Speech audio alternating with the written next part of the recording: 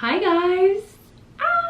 I've been doing so many vlogs recently, which has been very fun, but I figured I should just sit down and do a catch up with you guys. I was gonna get all like nice and fancy for you, but I feel like we're past that stage. Like I feel like we're kicked back on the sofa in a fleece grout fit and just chill. I asked you guys to ask me questions on Instagram and we're gonna get into it. The first question I'm going to answer, because you can probably already tell, is which couch I bought. You can clearly already see it, but maybe you still don't know. So I'm going to bring you guys back to about a week ago to when my couch was delivered, and you will see which couch I chose. Okay.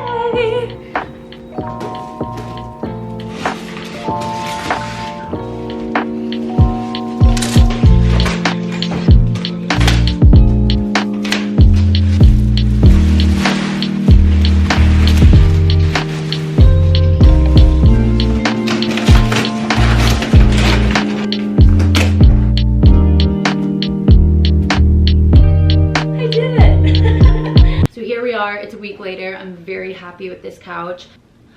Oh my god, somebody asked if I got lip filler.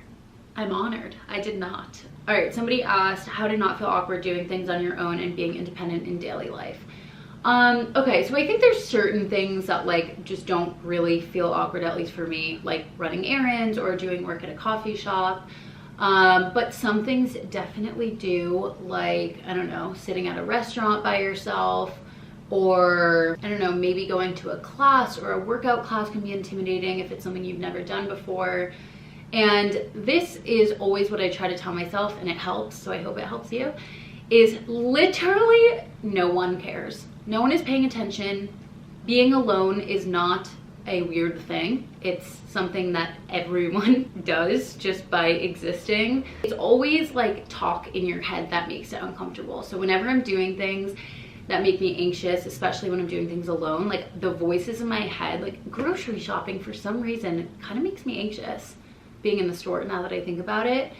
But I can just tell myself, like, Margot, no one is paying attention to you.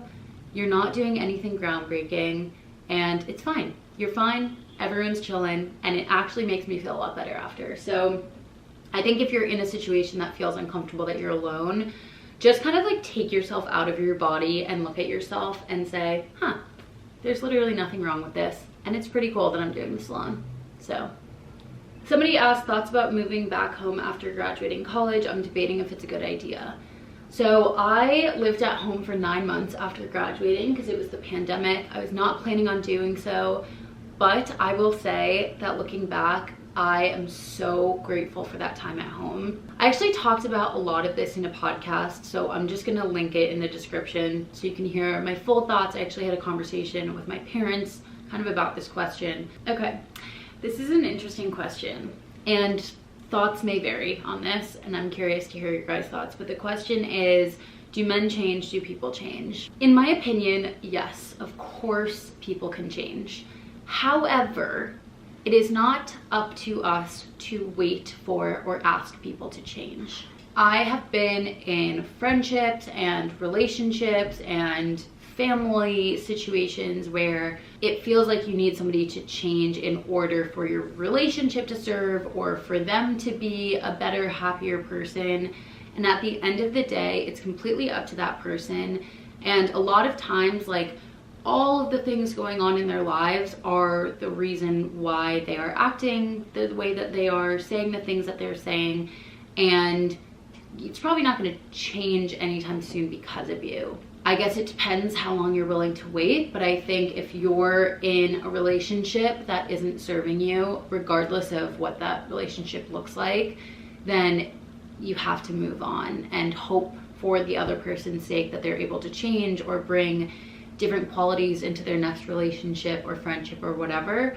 But you can't base a relationship off of the way that you wish somebody was, because there's no guarantee that they'll ever be like that.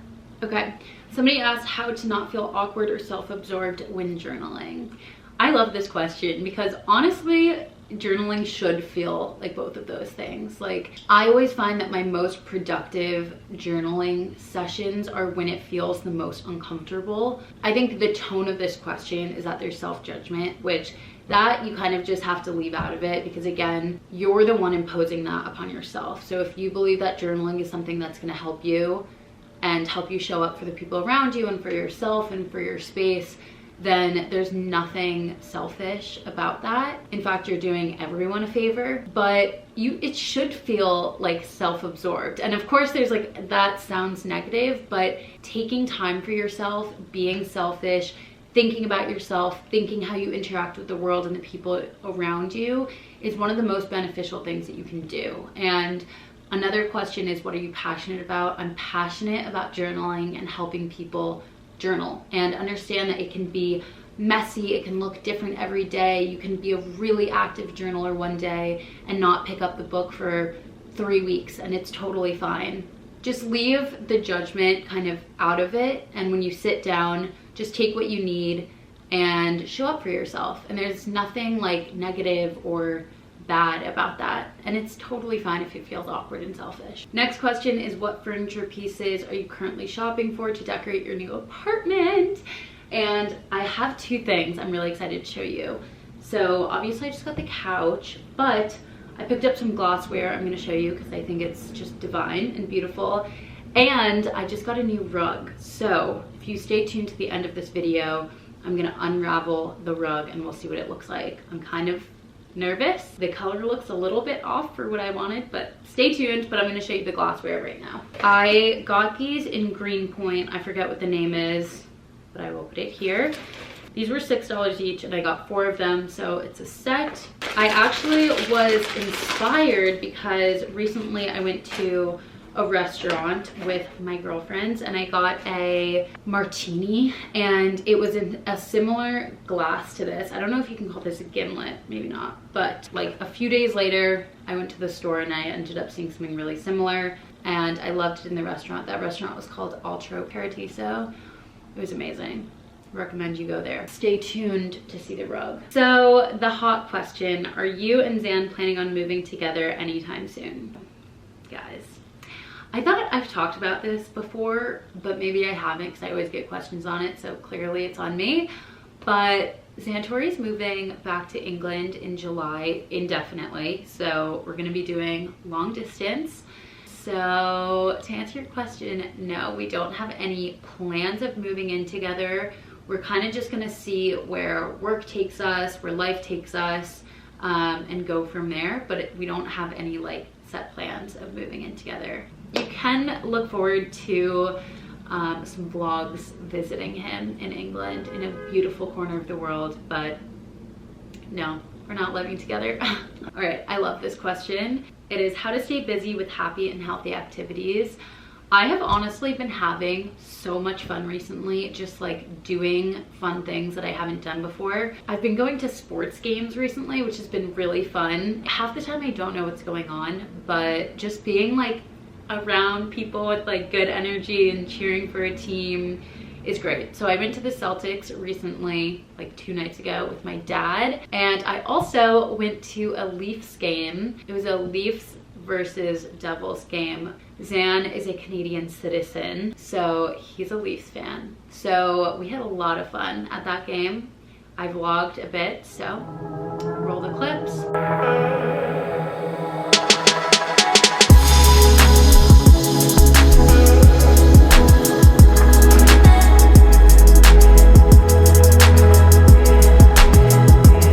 Somebody asked how to find productive ways to express creativity. Expressing creativity does not have to be productive. I think we live in a world now with like all these like side hobbies and Etsy shops. Everyone has like 10 businesses where we feel like everything that we do that's creative has to be productive or have like an end to it. There's actually a podcast episode I was listening to that speaks about this topic much more eloquently than I will, so I'm just going to leave it in the description and enjoy. Somebody asked, do you get lonely living by yourself? I don't get lonely. However, I'm definitely proactive in making sure that that is the case by just managing my time, making sure that I'm getting out of the apartment, because I've made this such like a safe, comfortable, cozy space for me that sometimes it'll be 5 o'clock and I realize that I haven't left my apartment. So just making sure that I'm like getting out, seeing people. I'm always making plans with my friends. Luckily, I also have Zan, who I'm with every night, and his roommates, who I love. How to find creative jobs. So many ways to do this. Okay, so I know I just talked about how we shouldn't be making our creativity productive. However, if you're at a point where you know you're really skilled, you're looking for a new job position, then hell yeah, monetize that shit. There's so many ways to do this. First, if there's companies that you love, reach out to them. Ask them if they're looking for content creation. Maybe if you're a graphic designer, see if they have any needs around that. I'm gonna guess, honestly, that you have pretty good odds, especially when it comes to content creation. Every company is looking for creators, so just start reaching out. Have a message that you can send to like 10 companies a day and see where it goes from there. Even if it's like design or artwork, see if there's a collaboration opportunity. Put yourself out there. Next, use websites like Home from College has a lot of job opportunities that are in the creative space. Creatively, Fiverr, if you want to do that. I don't have any experience with that. Oh my god, there's so many different websites. I'm gonna try to find more and link them below. There's a lot of ways to do like gig related work. If you want a full-time job, then just like hustle on LinkedIn. Just put yourself out there, reach out to creators, brands. Somebody asked if the Ruby jacket is worth it. It's literally what I'm wearing right now.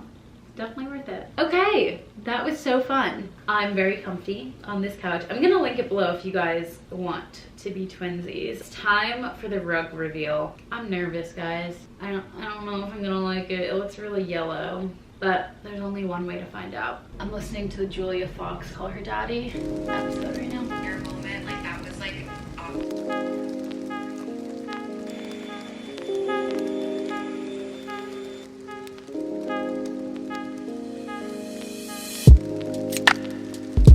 Here she is. Let's do this moment of truth. I'm gonna let her settle, but it feels really nice. Okay, here she is. It looks, you can kind of see the color better here. It's a bit more of a burnt orange that I wanted. I wanted like a bright orange. TBD if I'm gonna keep this. Share your thoughts in the comments. We'll see, I don't hate it though.